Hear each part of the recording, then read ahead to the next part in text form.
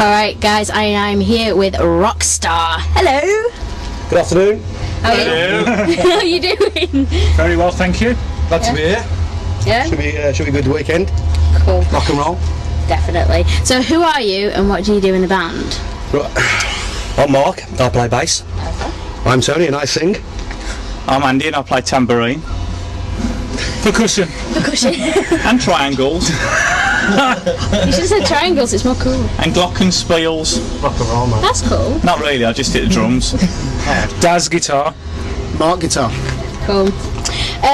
When did the band form? Give me the history of it.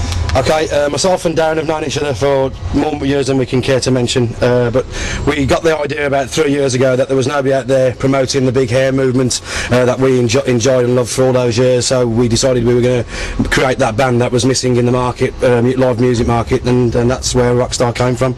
We dedicate what we do to the 80s hair bands such as Rat, Doc and all the sort of big hair names, so that's what we do. Why did you decide to do a cover band?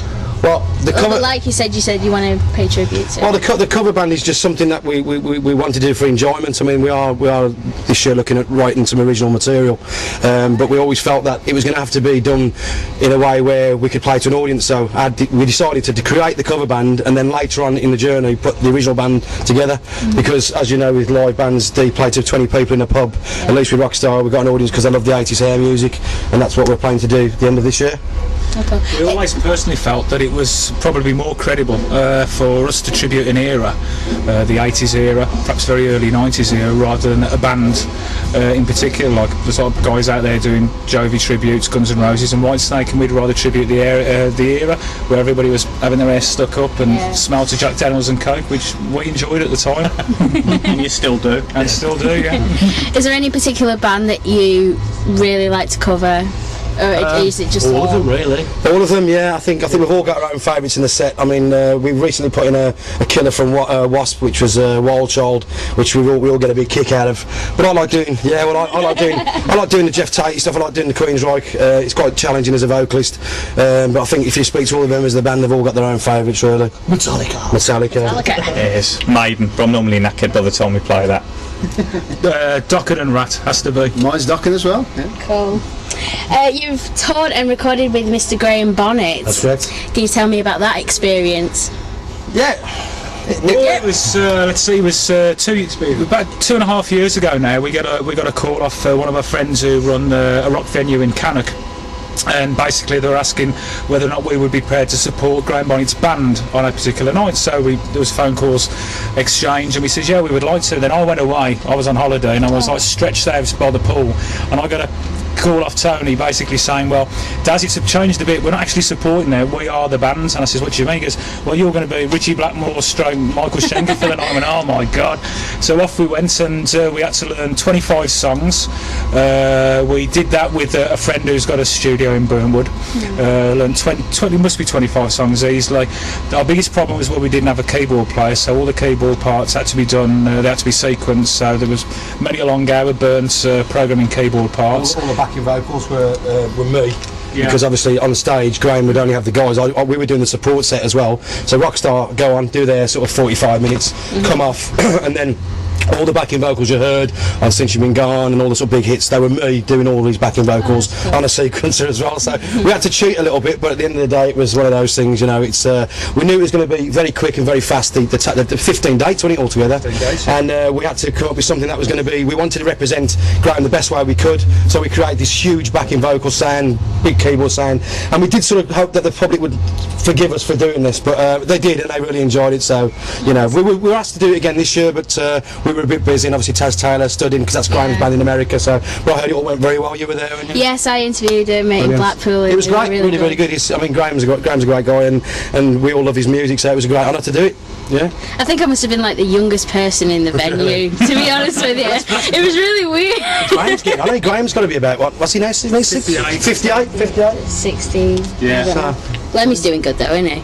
Well, Oh, yeah. yeah. It's like, I mean, that's what happens when you do speed for every day of the week for 35 years. Going back to Graham, I remember sitting in we all sat in the hotel lobby having a drink after a gig in Camden. We was not was, yeah, 80s Giants fair. And Graham was saying to me, he says, Daz, he says, because he said his eyesight was bad that particular night, and he says, Daz, can you look through my address book? He says, I'm looking for somebody's number. I went through it, and the address book, it was like a who's who of rock and roll. There was like Schenker in there, and Malmsteen, and Steve Vai. It was incredible, different world. So Graham told us a great story about Cozzy Powell. Obviously, they were really, really close mates, and when it come to touring, Cozzy always put the offer up because he's got his big fast cars with him. Who wants to go with Cozzy? And Graham would always go with Cozzy.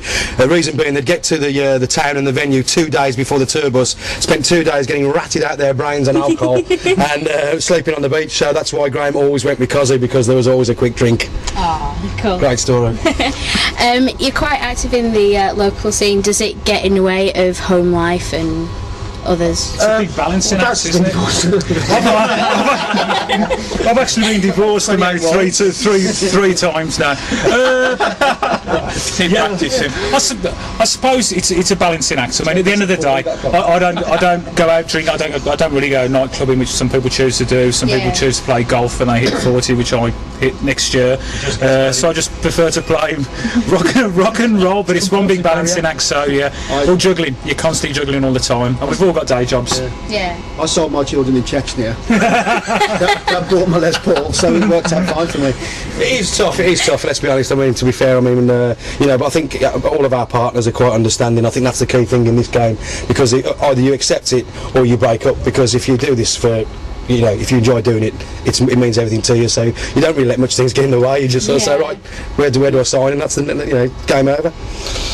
That's kind of like the rock and roll life, isn't it? Yeah, it is. Yeah, it's a philosophy, and it exists. I mean, rock's not made up. It's real, and it always will be. And I think rock will always, it will warp out of shape and take different forms, but there'll always be rock music without a shadow of a doubt.